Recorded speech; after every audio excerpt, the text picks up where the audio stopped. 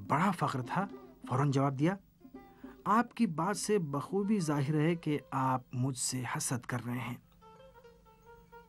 उस आकिल दाना शख्स ने जवाब दिया, अरे बेटे, ये समझ लो कि मेरा हसद उस हैवान की दोस्ती से ज़्यादा अच्छा है।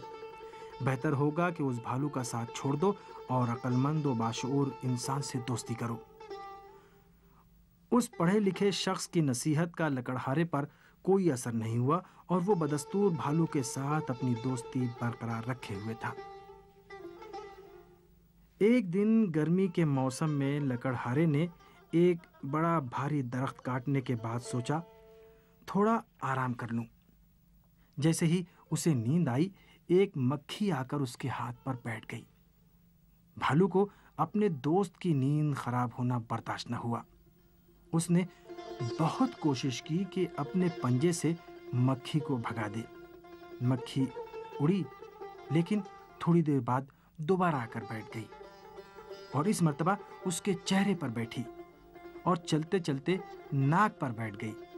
भालू को मक्खी की यह हरकत देखकर बहुत ही गुस्सा आया कि वो उसके दोस्त लकड़हारे को सोने नहीं दे रही है।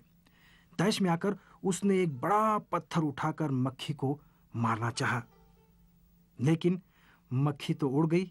उस बेचारे लकड़हारे की जान चली गई।